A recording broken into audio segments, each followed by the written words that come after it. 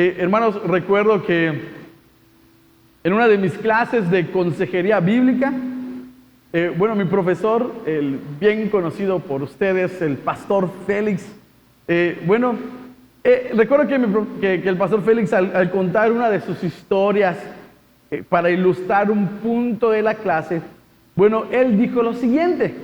Él nos miró fijamente y nos dijo, creo que ya es una frase muy conocida de él, creo que es una frase que dice cada inicio de curso de consejería bíblica, no lo sé, pero él se volvió a nosotros y nos dijo muy serio, miren, yo no les conozco, pero puedo saber 3 cosas acerca de ustedes. Han sufrido, están sufriendo y van a sufrir. Han sufrido, están sufriendo y van a sufrir. Hermanos, esta es la realidad en el mundo en el que vivimos. Hermanos, este es, como decimos coloquialmente, este es el pan de cada día a causa del pecado. Hermanos, vamos a enfrentar dificultades. Hermanos, a causa del pecado vendrán problemas a tu vida. Debido al pecado, que es una realidad en el mundo, la enfermedad llegará a ti. Pero no solo eso, también la maldad y la adversidad vendrá en forma de acciones injustas por parte de otros que seguramente causarán dolor y sufrimiento en tu vida. Y sé que no tengo que hacer el mayor esfuerzo para tratar de convencerte de esto. Porque las palabras que el pastor Félix dijo en aquella ocasión son ciertísimas el día de hoy también. Me atrevo a decir lo mismo, mis amados hermanos. Todos en este lugar, sin excepción alguna, por más pequeño o más grande que sea, en mayor o en menor medida, todos los que estamos en este lugar también hemos experimentado el dolor, el sufrimiento, la adversidad. ¿Lo estamos experimentando ahora mismo? O incluso lo vamos a experimentar en el futuro. Puedo asegurarte que esa es la realidad de todos nosotros. El sufrimiento es una realidad y tú has sufrido. Seguramente estás sufriendo hoy. Y por supuesto, vas a sufrir. Así que, en un sentido, debemos decir que la adversidad siempre llegará. Es un hecho seguro, mis amados hermanos.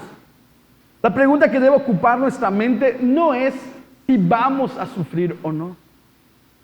La pregunta no es, ¿será que voy a sufrir en este mundo? No, la pregunta que debe ocupar nuestra mente es cuando el sufrimiento, cuando la adversidad, cuando los problemas, cuando la aflicción llegue a mi vida, ¿cómo la voy a afrontar?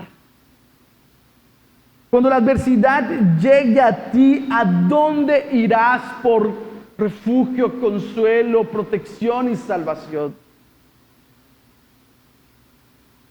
Cuando la adversidad llegue a ti, ¿cómo debes y cómo vas a responder? Bueno, el Salmo 11 nos responde de la siguiente manera.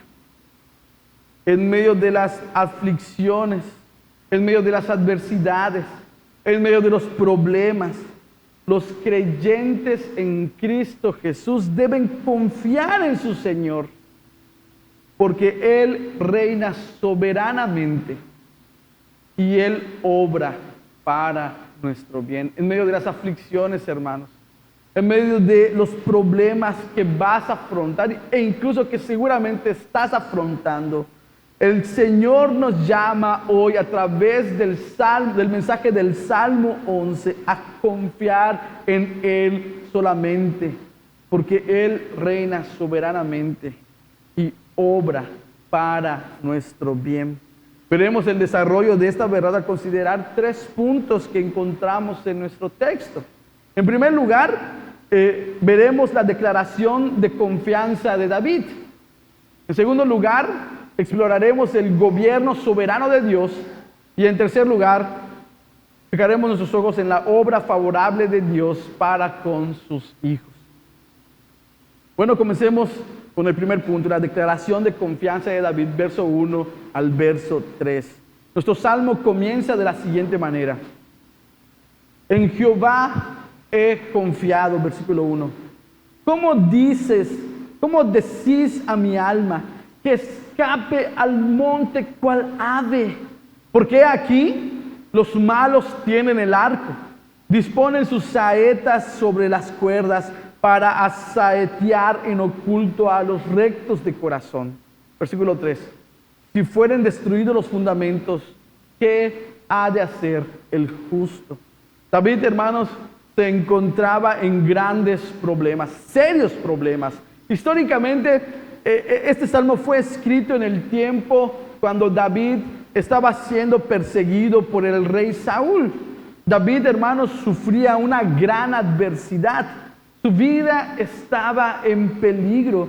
No solo David estaba sufriendo de amenazas de muerte, él no solo estaba experimentando amenazas de muerte, sino que él estaba sufriendo una disposición del corazón para lograr su cometido. Es decir, no solo estaba sufriendo amenazas de muerte, sino que aquellos que le perseguían estaban a punto de matarle, querían matarle, le estaban persiguiendo para acabar con su vida. Hubo gente, por supuesto, que se preocupó por el rey. Bueno, por David, en aquel momento no era el rey. Hubo gente que se preocupó por David. Seguramente estos eran amigos suyos. Seguramente estos eran familiares cercanos a él. Quizá eran amigos que servían como consejeros, que bueno, ellos estaban temiendo por la vida de David. Y como podemos leer, el consejo que las personas cercanas a David, el consejo que le dieron fue el siguiente, versículo 1. Escapa al monte cual ave. Escapa al monte cual ave. A simple vista, mis amados hermanos, podemos pensar que el consejo que David recibió fue simplemente: David, escapa. Escapa. David, tu vida corre peligro. Huye. Escapa, David. Algo así como cuando Rebeca le dijo a su hijo Jacob que escape porque su vida estaba en peligro debido al enojo de su hermano Esaú. Podemos llegar a pensar que el consejo que David estaba recibiendo simplemente es: huye, escapa porque tu vida está en peligro. No obstante, esta frase puede ser traducida de mejor manera, la cual también, hermanos, debo decir que nos ayuda a entender cuál era el consejo que David estaba recibiendo en realidad. ¿Qué clase de consejo David estaba recibiendo en realidad? Literalmente el texto original dice: huye de tu monte cual ave. La Reina Valera dice: huye al monte o escapa al monte cual ave. Pero el texto original dice: huye de tu monte cual ave. Esta variación, aunque pequeñita, está cargada de mucho significado. Verá usted, el monte de David era Sión. Y en última instancia, Sión era el monte de Jehová, era el monte de Yahweh, el monte de Dios. Entonces el consejo que David estaba recibiendo era: huye del monte de Dios cual ave.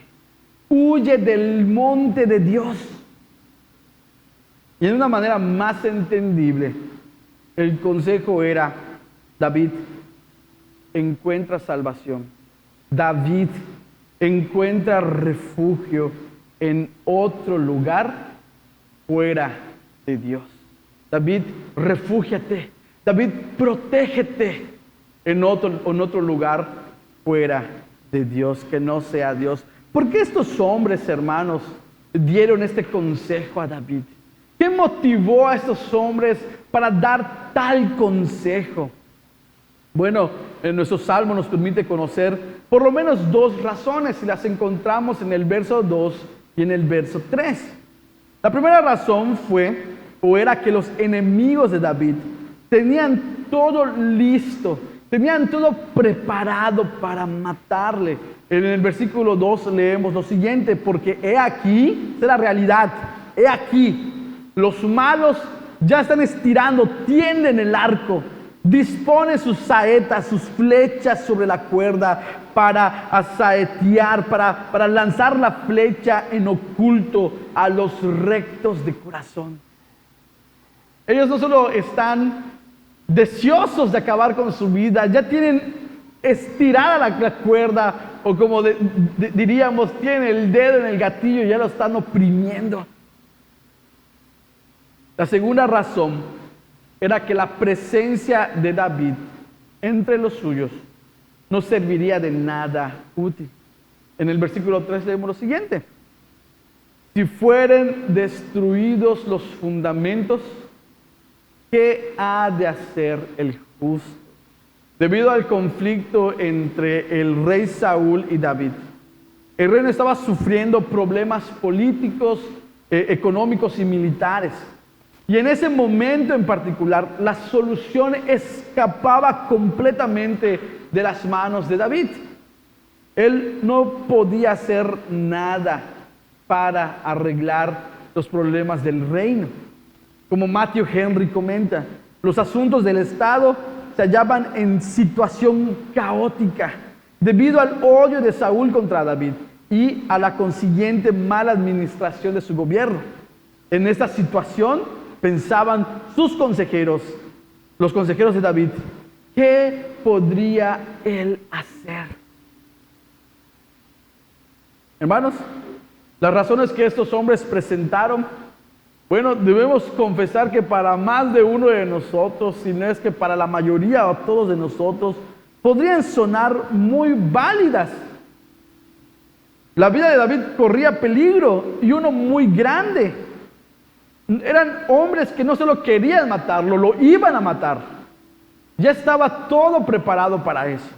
Y con relación al reino, bueno, ¿qué podía hacer David para solucionar los problemas del reino? Absolutamente nada. Quedarse allí solo implicaba una muerte innecesaria.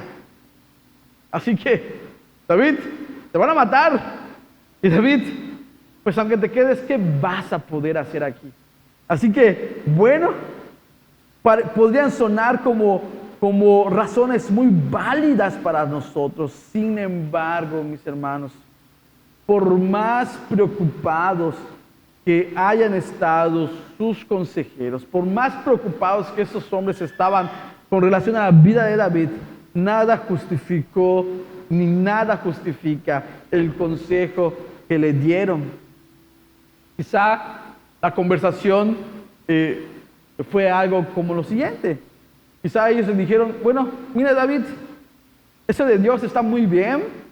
Mira David, eso de Dios está padrísimo. Mira, eso de David está muy cool, pero o haces algo más y encuentras salvación y refugio en otro lugar, o eres hombre muerto.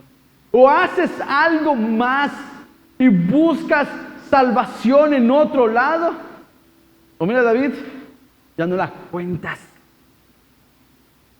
Huye de tu monte cual ave. No obstante, hermanos, lejos de considerar el consejo de sus amigos y consejeros, David declaró lo siguiente: en Jehová he confiado, en Jehová he puesto mi confianza. ¿cómo decís a mi alma? ¿Cómo te atreves a decirle a mi corazón que escape de su monte cual ave? Hermanos, en nuestra vida, al igual que David, pasaremos por circunstancias difíciles, quizá igual de difíciles que las de él, o incluso me atrevo a decir que circunstancias peores. Y en esos momentos, hermano, escúchalo bien, seremos tentados en buscar refugio, en buscar consuelo, en buscar la solución, el escape, la salida, en fin, en buscar la salvación de ese problema en algo más o en alguien más aparte de Dios. Seguramente has pasado, seguramente estás pasando, o incluso pasarás por momentos así.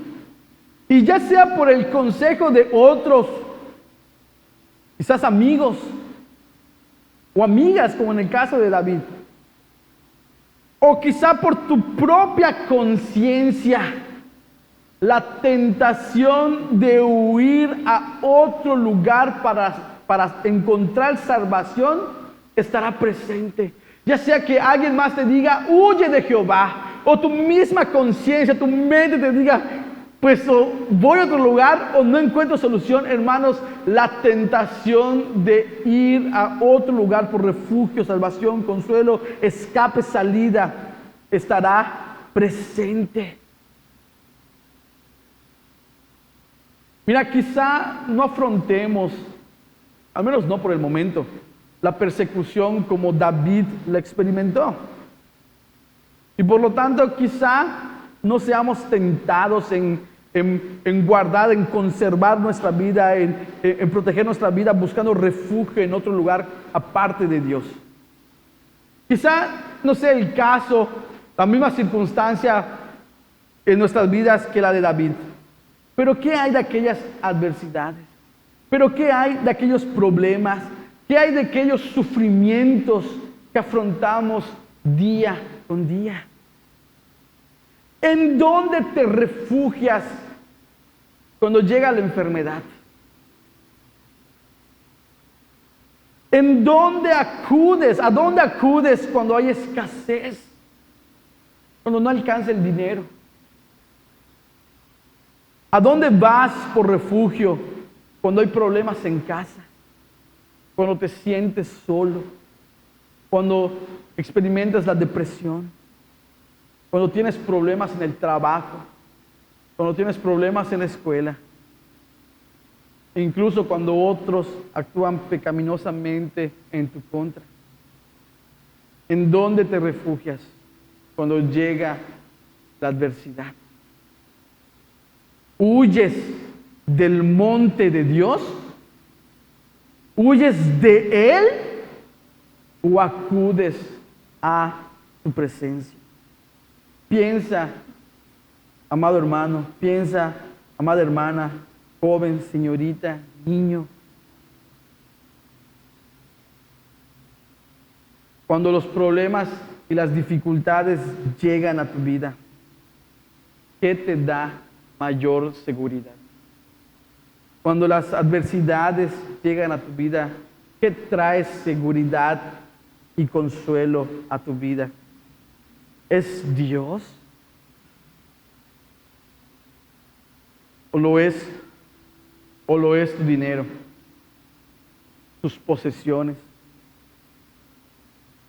la marca de la ropa que vistes, el coche que manejas, la casa en la que vives, la salud que tienes, la familia, los hijos, el trabajo, tu reputación, tu cónyuge, esposo, tu esposa, entre un sinfín de cosas, hermanos? Bueno, de ser este el caso, el Señor nos llama al arrepentimiento.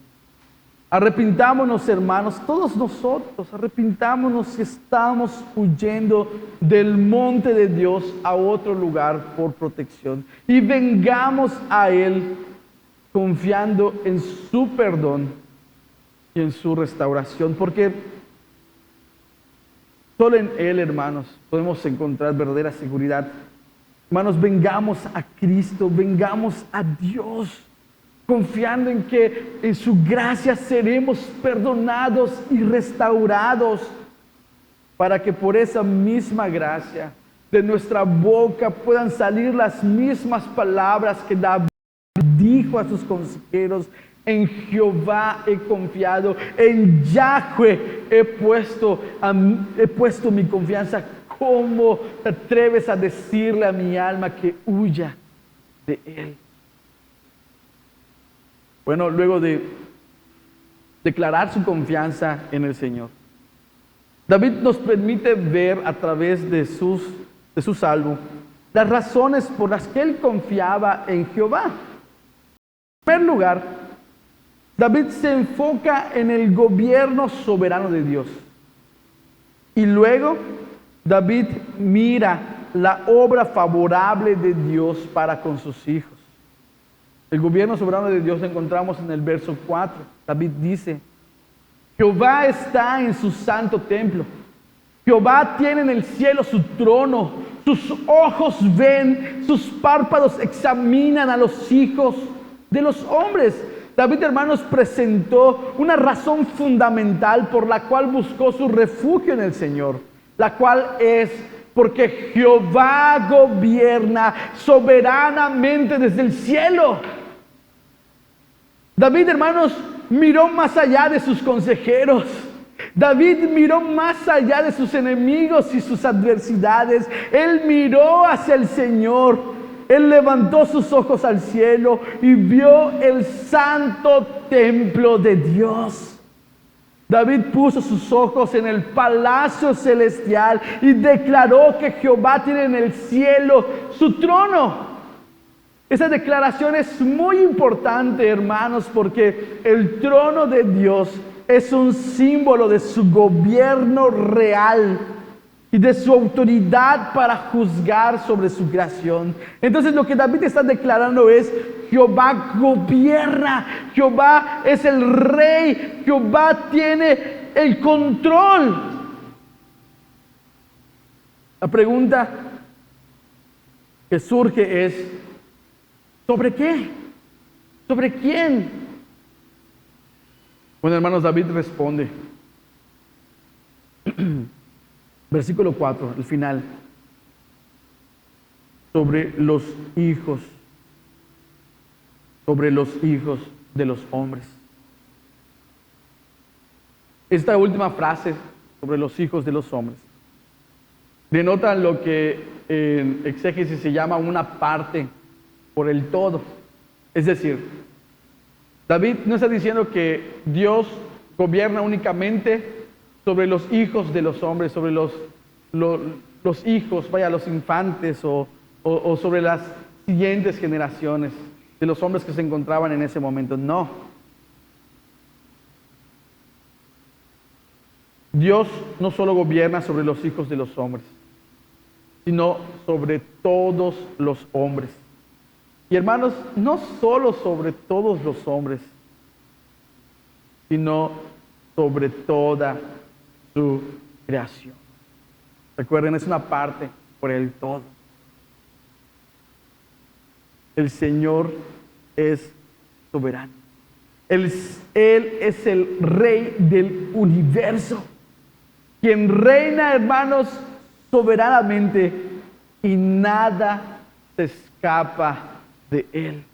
Como David declara, sus párpados lo han examinado.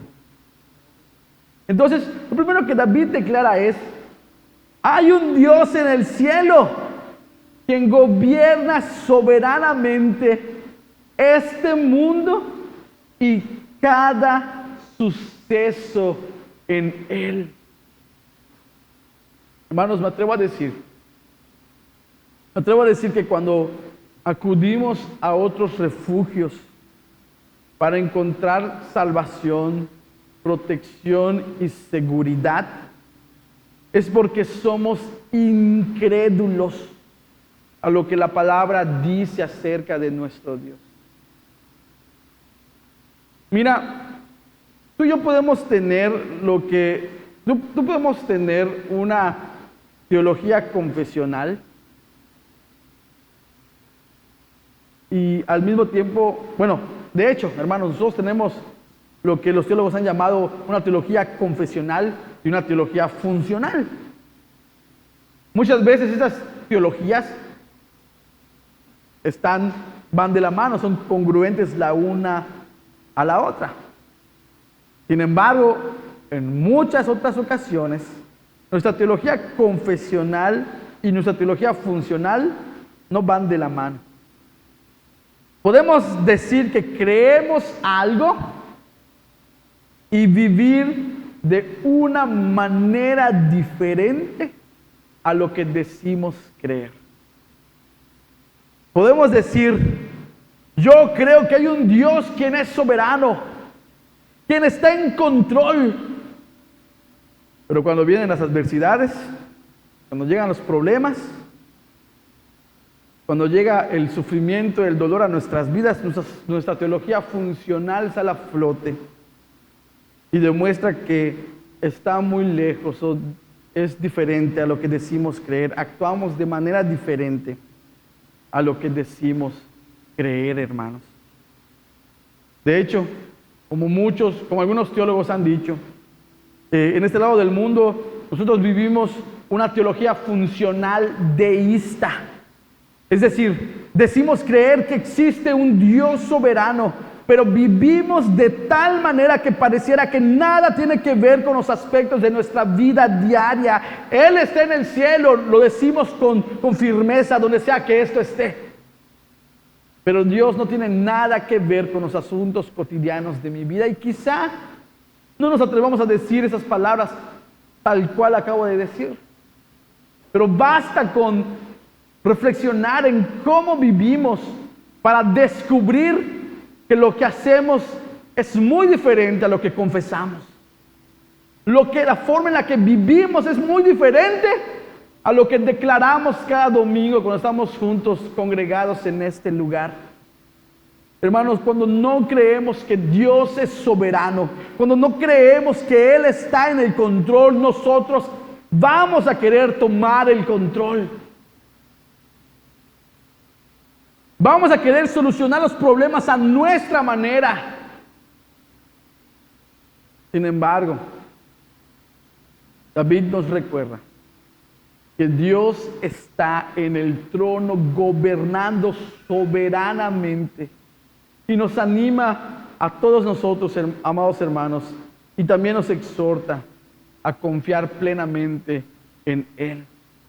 Hermanos, hermana, joven, señorita, niños, tus problemas, tus adversidades, tus sufrimientos no se han escapado de las manos de Dios. Las enfermedades que puedan llegar a tu vida, los males que llegues a afrontar, no son descuidos de Él. Dios no se olvidó de ti, ni se ocupó en otras cosas más importantes y te dejó a un lado. Él soberanamente controla todo lo que te sucede. Incluso las aflicciones que llegan a ti hoy a causa de otros, Él está en control. Hermanos, podemos confiar, tú puedes confiar y descansar en el Señor. Él está en control, Él está sentado en el trono. ¿Cómo afrontas las adversidades? Lo primero que haces es depositarlas en las manos de Dios. O lo primero que haces es tratar de solucionarlas sin importar lo que tengas que hacer, solucionarlas basado y procurando que sea únicamente por tus propias fuerzas. ¿Vas al Señor o quieres solucionarlo por ti mismo? ¿Cómo afrontas las adversidades? Piensa en el último problema que afrontaste. ¿Buscaste al Señor como tu refugio oraste al Señor por ese problema, te acercaste al Padre Celestial que tanto dices que te ama para depositar en Él tu aflicción, reconociendo que Él está en control, buscaste su sabiduría. O lo primero que hiciste fue agotar todas tus posibilidades, todas tus opciones antes de acudir a Él. Ya saben, la típica frase con la cual regimos nuestra vida. La típica frase que sale de nuestra boca cuando no tenemos nada más que hacer, se nos gastaron las opciones. Lo único que nos queda es orar. Hermanos, debiera de ser lo primero que hagamos, no lo último. Porque al hacerlo estamos reconociendo que el Señor está en control de todo lo que nos sucede. Solo Él puede socorrernos, solo Él puede librarnos del mal, solo Él puede refugiarnos, hermanos, en la aflicción. Solo en Él depositemos, hermanos, nuestra confianza. Arrepintámonos, amados hermanos, de todas las veces que, aunque confesionalmente decimos que nuestro Dios reina soberanamente, vivimos vidas que reflejan nuestra incredulidad a esa declaración. Arrepintámonos de todas las veces que hemos querido afrontar nuestras aflicciones a nuestra manera, dejando en último lugar alzar los ojos al cielo para buscar refugio en nuestro Rey soberano. Arrepintámonos, hermanos, de ser prontos al actuar, en buscar solucionar las cosas por nuestros propios medios, en vez de ir al Señor, depender de Él, de su sabiduría y dirección, sabiendo que solo Él puede guiarnos, solo Él puede protegernos, solo Él puede salvarnos, solo Él es el que está en control. Hermanos, el Señor nos llama a confiar en Él, en medio de nuestras aflicciones, y nuestras adversidades, porque solo Él está en el cielo, gobernando soberanamente. Recuerda eso, solo Él está en control. En último lugar, el salmista nos deja ver la segunda razón por la que él declaró que en Jehová había puesto su confianza. Y la encontramos en el versículo, del versículo 5 al versículo 7. Dios obra favorablemente para con sus hijos. Del versículo 5 declara: Jehová prueba al justo, pero al malo, al que ama la violencia, su alma los aborrece. Sobre los malos hará llover calamidades, fuego, azufre y viento abrasador será la porción del cáliz de ellos, porque Jehová es justo y ama la justicia. El hombre recto mirará su rostro. Nota por favor que David declara: Jehová prueba al justo. Hermanos, esta es una declaración bellísima que solo podemos decir cuando reconocemos el gobierno soberano de nuestro Dios. Debemos recordar que la dificultad, la adversidad que David experimentaba era la persecución del rey Saúl. Él quería matarle, Saúl quería matarle. Alguien estaba buscando el mal de David, alguien estaba buscando su muerte. Sin embargo, David reconoció que si bien alguien buscaba su mal, Dios estaba dirigiendo el actuar de este hombre de tal manera que el sufrimiento que David experimentaba no sea un sufrimiento sin sentido.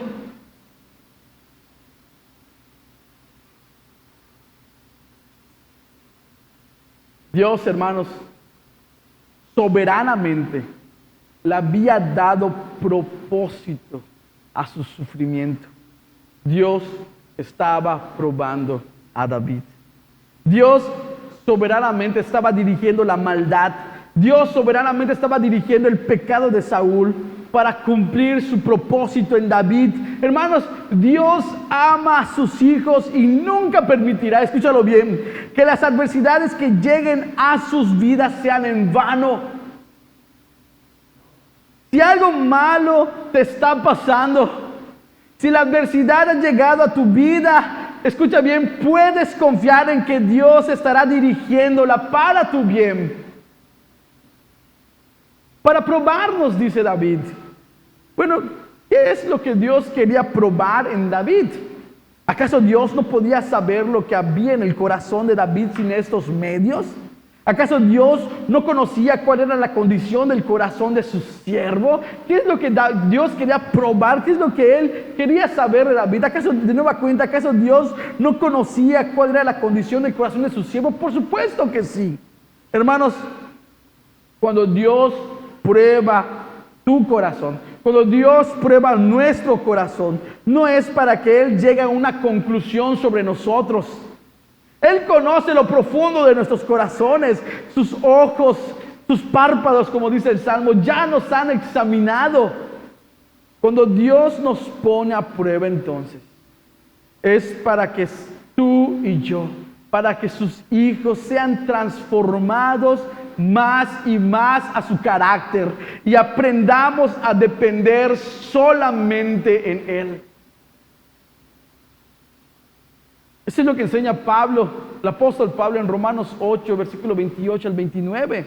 Y sabemos que los que aman a Dios, todas las cosas les ayudan a bien. Esto es, a los que conforme a su propósito son llamados, porque a los que antes conoció, también los predestinó. La razón del propósito, para que fuesen hechos conforme a la imagen de su Hijo. Dios, hermanos, soberanamente obra en la vida de sus hijos, haciendo que todo, escúchalo bien, incluso lo malo que hoy estás experimentando, para que todo coopere para tu bien. Él utiliza la maldad de los hombres, Él utiliza las calamidades y las miserias de este mundo para probarte, y al hacerlo, conformarte a la imagen de tu Señor Jesús. ¡Cuán grande bendición, hermanos! Dios da propósito a nuestro sufrimiento. Dios da propósito a tu sufrimiento. No estás sufriendo de gratis. No es en vano tu dolor. Dios le ha dado propósito a tu sufrimiento.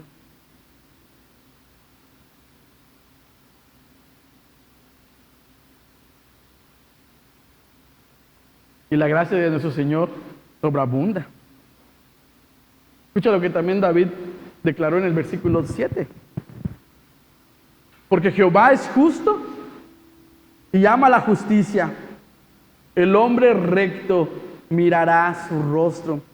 Hermanos, si el conformarnos a la imagen de su Hijo fuera poco, y por supuesto que no lo es,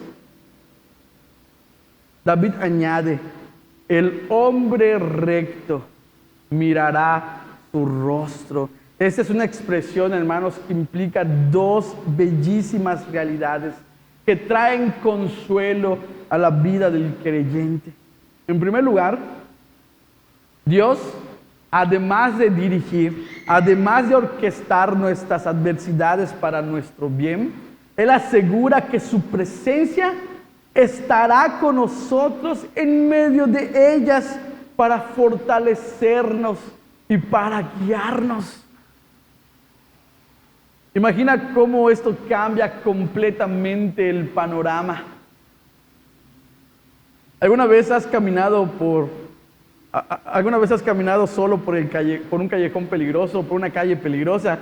Recuerdo que cuando la abuela de Cintia nos ofreció el vivir en la casa, su casa, por ahí por la 39, que es cerca de la Ciénega, pues uno cuando viene aquí a Progreso a vivir, el primer consejo que te dicen es, no vayas por la Ciénega porque no la cuentas.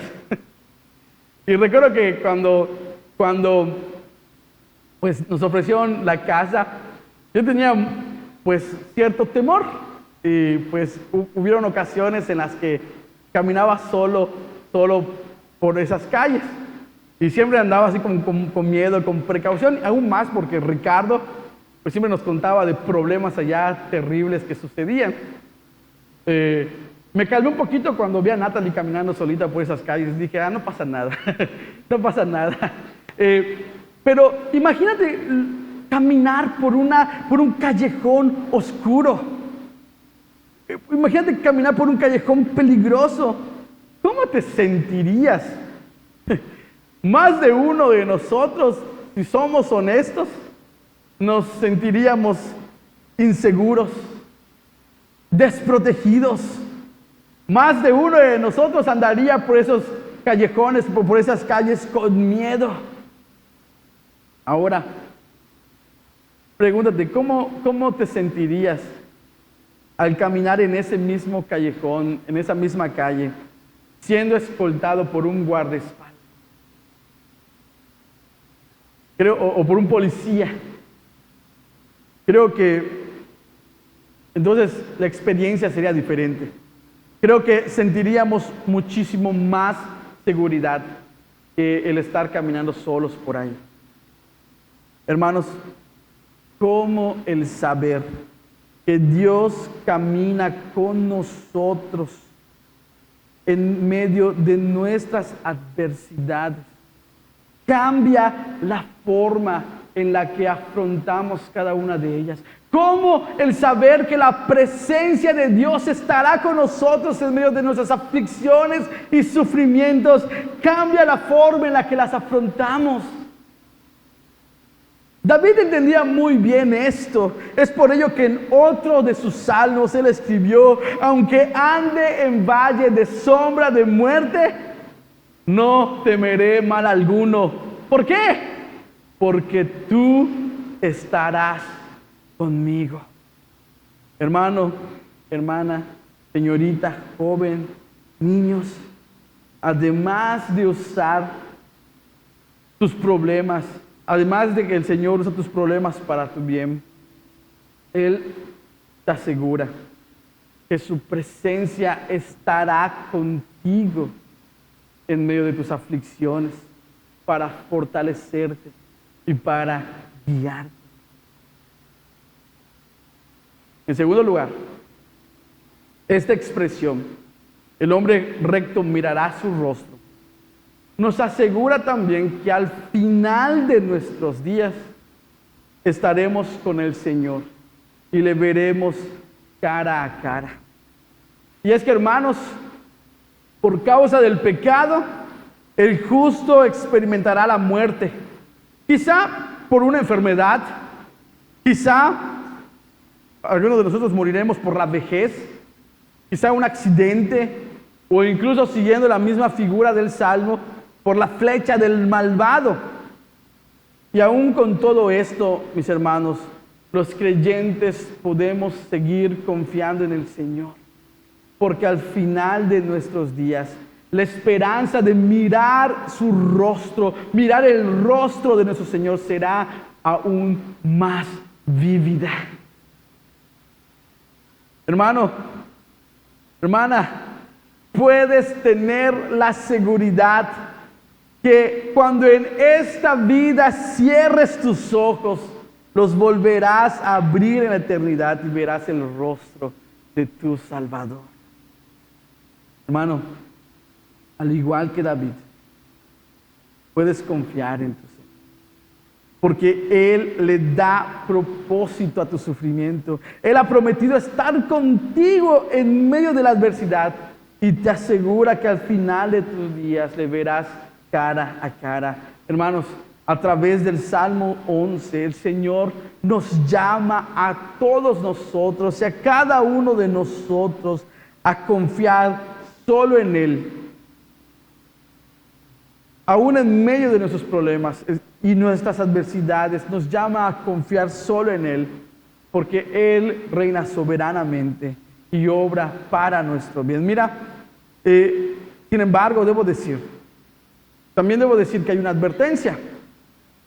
Esto no será así para el malo, porque como declara en los 5, porque el alma del Señor, como dice David, porque su alma el Señor aborrece. Mira, si tú no eres un verdadero creyente, no hay seguridad para ti.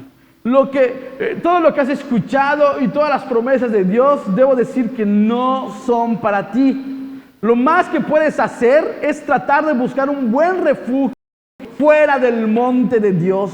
Pero déjame decirte Y déjame advertirte que ninguno de ellos será suficiente para protegerte de tu mayor problema, de tu mayor mal. Y este mal y este problema no es la maldad de los hombres, ni la enfermedad, ni los problemas cotidianos de la vida. Tu mayor problema es que Dios está airado contigo. Un día el Señor hará llover sobre ti su juicio, y cuando eso suceda, no habrá escapatoria. ¿En dónde te esconderás? ¿A dónde podrás huir cual ave?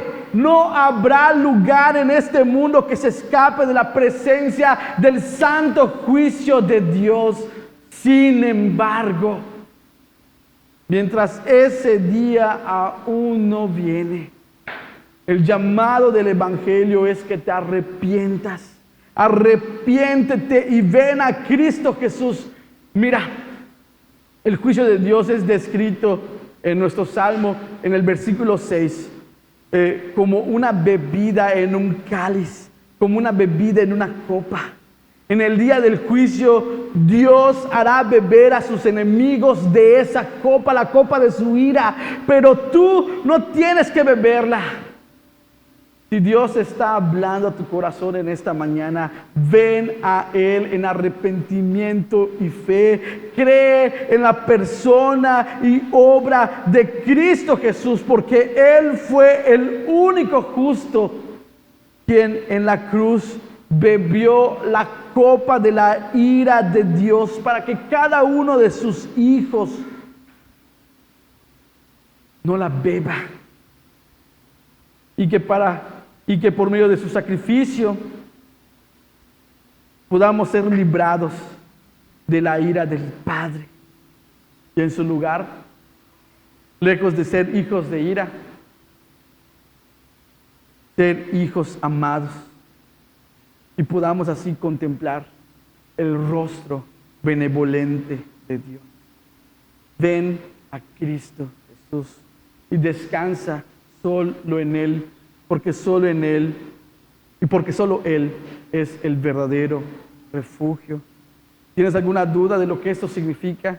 ¿Tienes alguna duda de lo que significa seguir a Jesús y confiar y creer en Él y en su obra? Sé que a más de un hermano aquí en la iglesia le encantaría platicar contigo. A mí me encantaría hacerlo. Acércate y podemos platicar de lo que significa seguir a Jesús. Bueno, hermanos, creyentes en el Señor, esta mañana fuimos exhortados a vivir de acuerdo a esta verdad. En medio de las adversidades, los creyentes deben confiar en su Señor, porque Él reina soberanamente y obra para nuestro bien.